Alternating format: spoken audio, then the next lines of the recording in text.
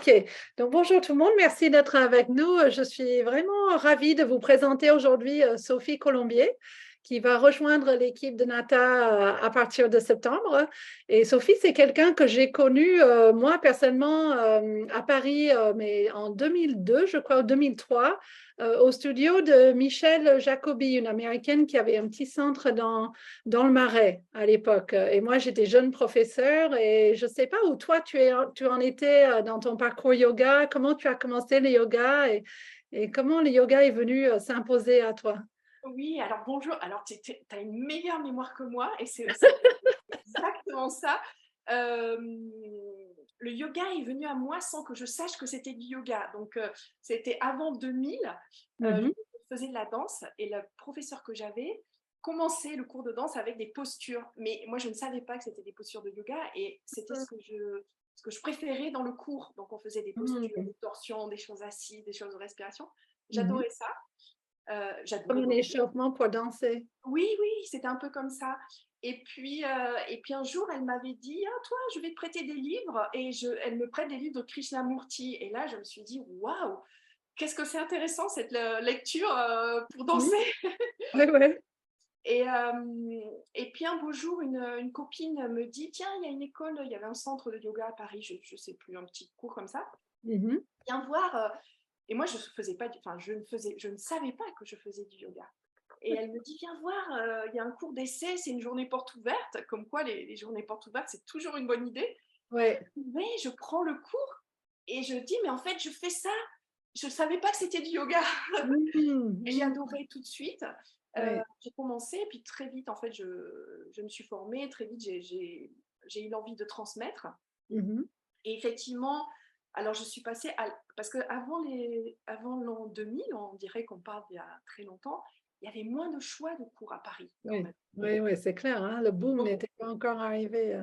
ouais, donc c'est vrai qu'on pouvait croiser les quelques personnes. Donc effectivement, je me souviens qu'on s'était croisés. Il y avait ce petit studio de Michel Jacobi et je crois que j'étais là parce qu'elle m'avait demandé de remplacer un prof absent, en fait. Donc D'accord. déjà, j'enseignais, voilà. Ok, ok. Hem Et puis une fois que j'ai mis le doigt dans l'engrenage, c'est parti. Après j'ai Ouais. Et donc, tu viens du yoga du milieu de la danse, donc le côté physique, c'était peut-être assez accessible à toi si tu avais déjà un contact avec le corps. Est-ce qu'il y avait des choses dans le yoga qui étaient difficiles pour toi au départ?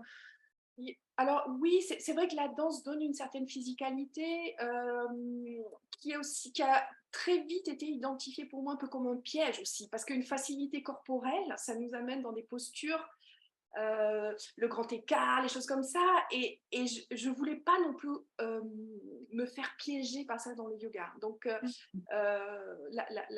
la danse que je pratique, c'est quand même une danse improvisée, plus de la danse contemporaine qui me nourrit beaucoup plus sur les techniques somatiques et la sensation. Et c'est plutôt vers là que j'essayais de creuser un tout petit peu plus. Mais c'est vrai que je me suis retrouvée assez vite à donner des cours à des personnes qui avaient des corps capables de faire beaucoup de choses qu'on pourrait appeler maintenant de l'acrobatie. Mhm. Très vite, je me suis dit, c'est très bien, ça peut être très joyeux, ça peut être intéressant, mais attention à ce piège-là aussi. Mhm. Mhm. Euh, et c'est comme ça Donc, que j'ai on passe à côté de quoi si on va vers cette facilité? On passe à côté de quoi? Je pense qu'on peut passer à côté peut-être d'un ressenti ou d'avoir une espèce de boulimie, de vouloir faire des postures un peu plus, comment je pourrais dire, oui, acrobatiques peut-être. Mhm. Je Ouais, sentais que je pouvais un peu m'enfermer avec ça. Ça peut ouais. être bien, mais tu vois, j'avais un peu une vigilance en me disant, j'aimerais quand même donner des cours à des corps qui ne sont pas des corps euh, qui répondent aussi rapidement et qui cherchent aussi toujours plus et plus et plus dans la forme. Voilà. Ouais. Ce qu'on peut faire une semaine, la semaine d'après, on n'arrive plus parce que le corps a bougé.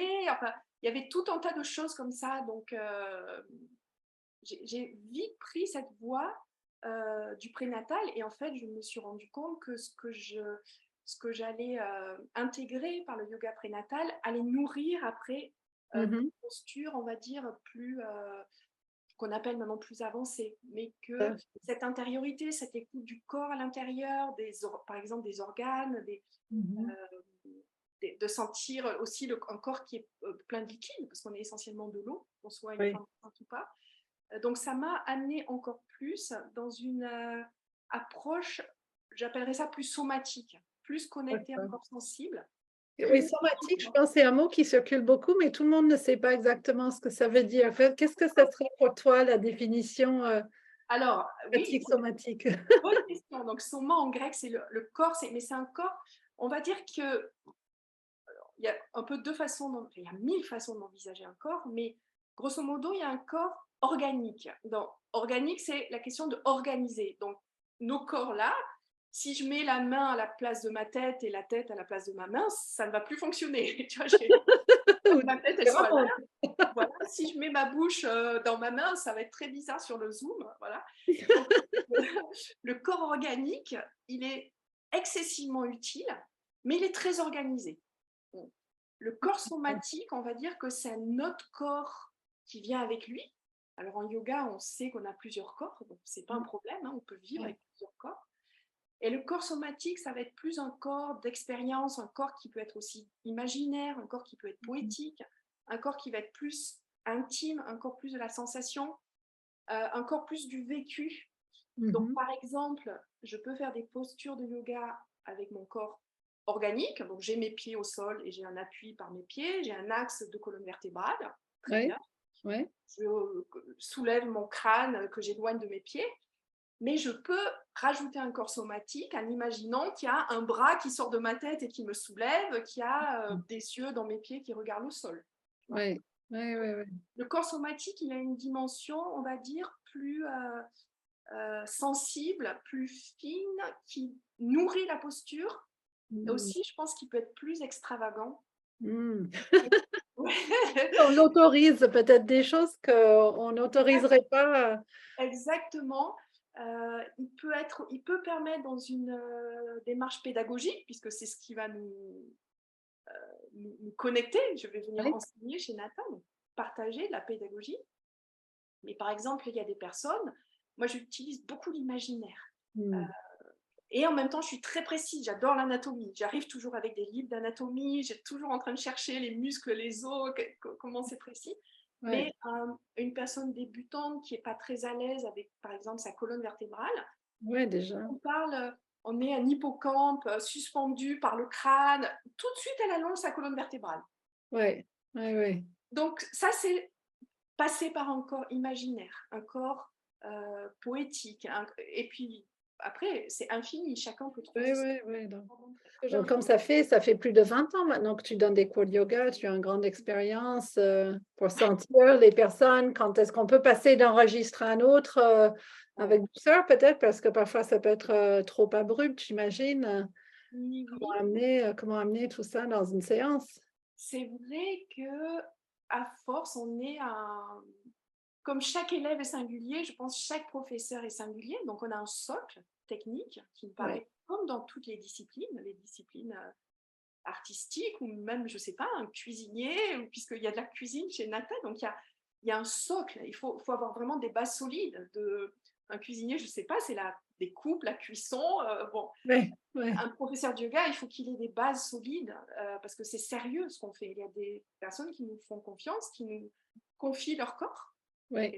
L'instant d'un cours, moi, il y a donc des femmes enceintes qui me confient leur corps et le corps qu'elles portent aussi. Donc, je pense que c'est très sérieux.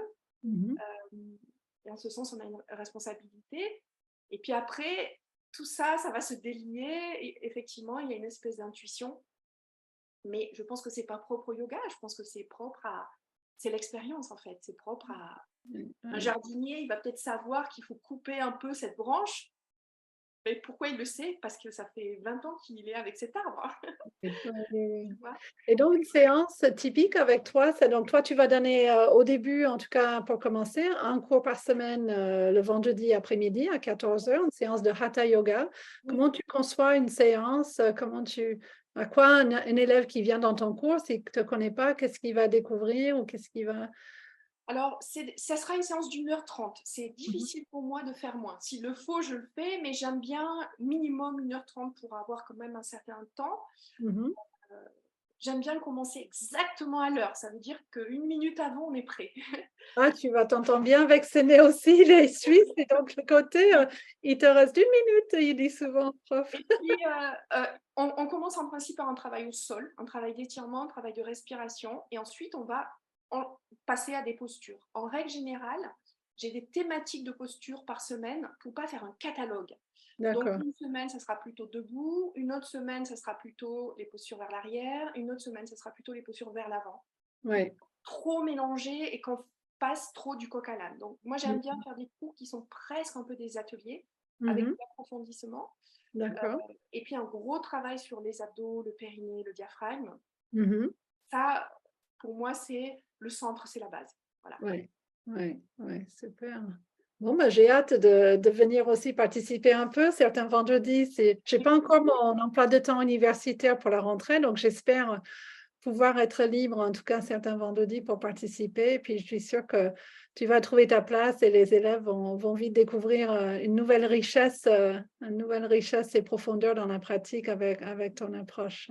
Ouais, super. Moi, je suis très contente de venir parce que vraiment, la salle est magnifique et l'accueil, tout démarre bien.